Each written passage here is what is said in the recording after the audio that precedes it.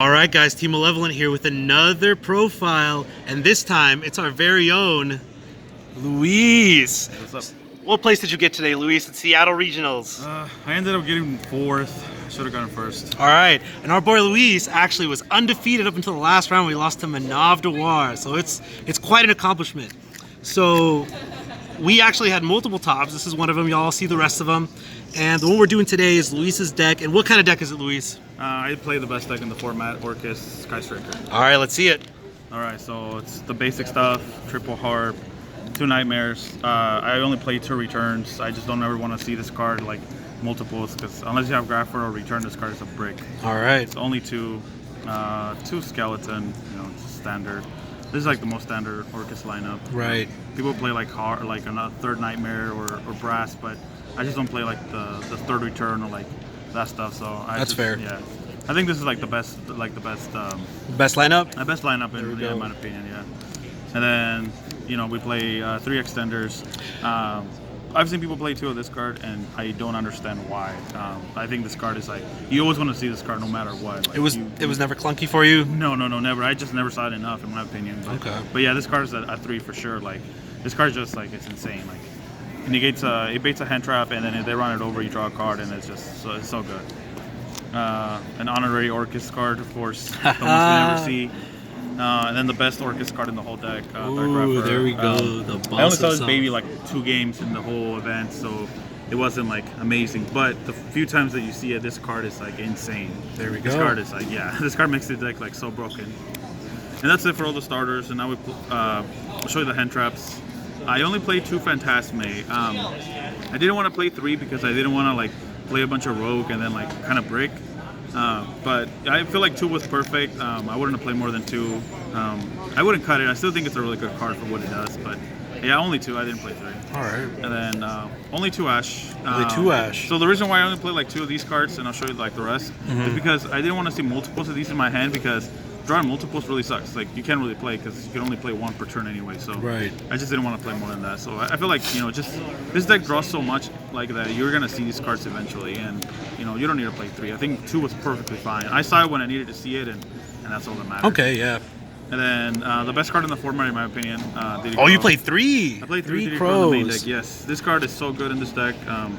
One, because it's a dark. And then the other one is because the Orcust mirror, the solid mid-grade mirror, and just like banishing like engages like when on the striker match. It's just so good. It does so much like in the meta right now. This card's insane. Like, you should be playing this card at 3 in the main deck. Did you ever find it conflicting with the Babel in the mirror match, with their Babel? No. I actually only played 1 mirror match, and that was in the very last round.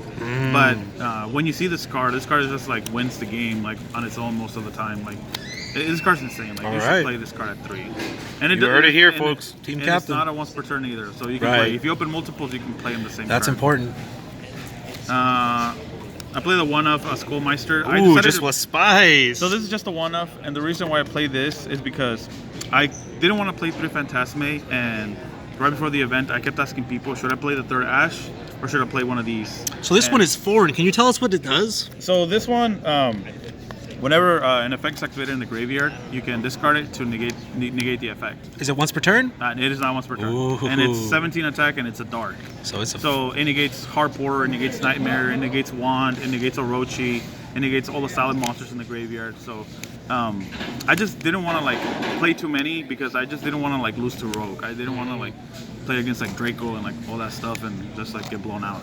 But would you play more?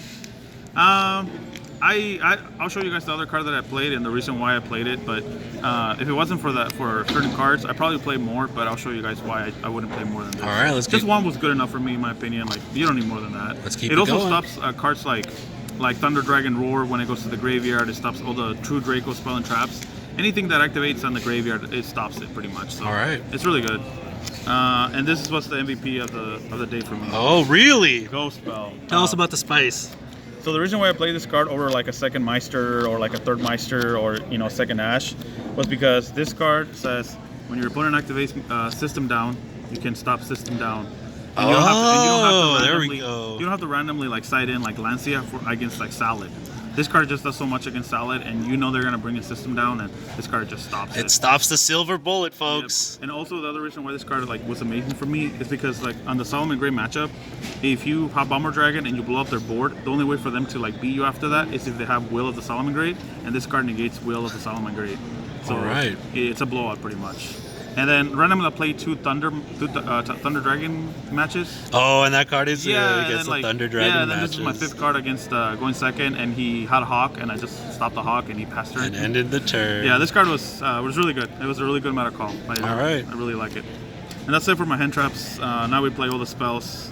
I only played 2, like I said. I didn't want to have a bigger Orcust engine, and I just didn't want to, like, break, so I only played 2 of them. The best card in the whole, like, deck. This card needs to be banned. Yeah, that card is really good. Just upstart, you want spells in the graveyard. Rhoda, Foolish, these are all, like, the best ones. Triple Allure. It's a dark deck. I mean, you want to draw cards, you want to dig. There's not much really explained there. The Sky Striker stuff. So the best cards in the game right now.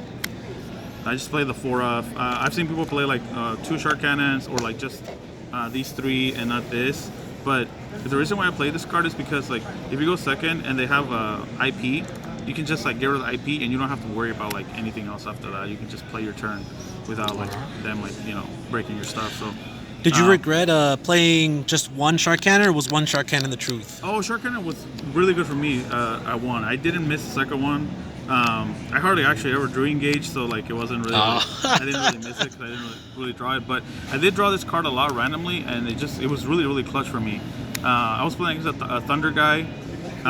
He flips Macrocosmos, and I have a Call by the Grave in hand.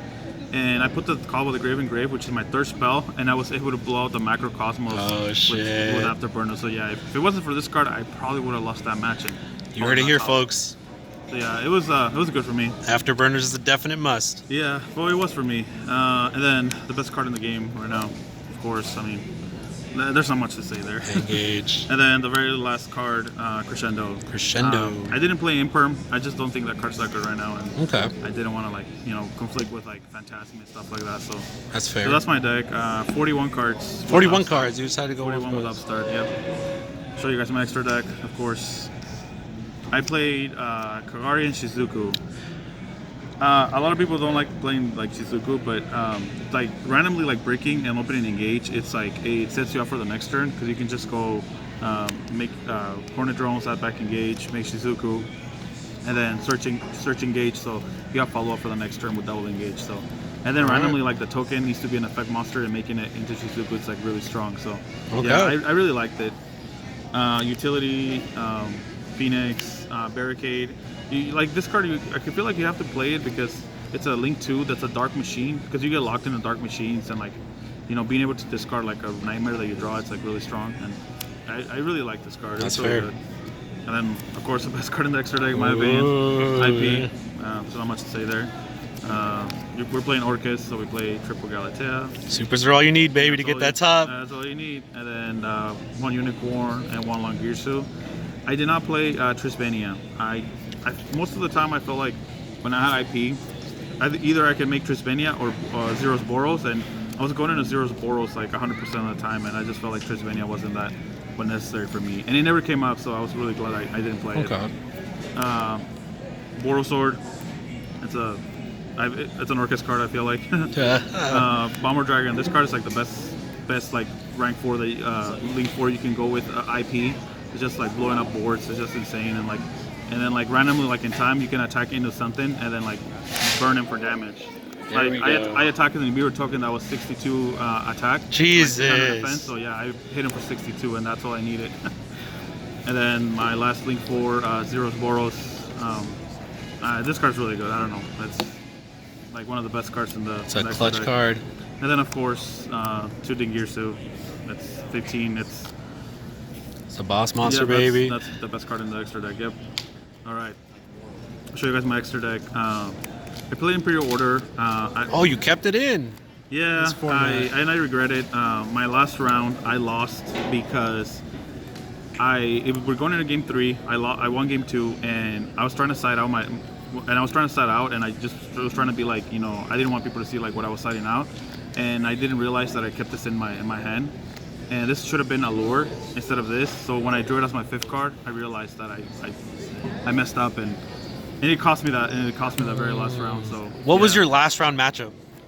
It was a mirror match. I played against Manav. So even against the Spell Striker cards, it's still... Yeah, but I was going second. That's why it was terrible. It was terrible. And Okay. like I said, I made a mistake on my part. And Okay. but yeah, I mean, like there's nothing I could have done in that match. It's game 3. He summons Armageddon Knight. 4th place is 4th place, baby. Yeah. And I did accrue the Armageddon Knight, and you have follow up with return and another harp in hand. So it's just like, it is what it is. All right, let's see what else we got. And then spell and trap removal. Basic. Basic. You need this. I decided to side deck Call by the Side Grave, Call by not the main Graves. deck it, because I wanted to side it for game 2 and 3 when they bring in Lancia. I just felt like game 1 nobody's gonna main deck Lancia, and I don't really care about like 1 or 2 hand traps. But Lancia definitely game 2 and 3, like it's kind of like dumb. So like I wanted to make sure it has something. All right, and the results show it. 2 Pinkertops. Oh, you kept these in. I decided to play Pinkertops in my side deck, and it was a really good decision. This card breaks the whole Orcust board by itself. This card also like randomly was like really good against like those Grand Module decks. Because like let's say they open like there can only be one in like Inspector Border. This card outs the whole board.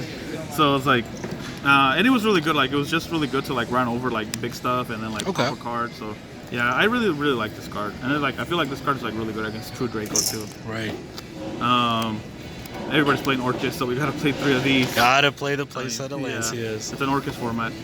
And then my very last card, Nibiru. Yeah, this card's insane.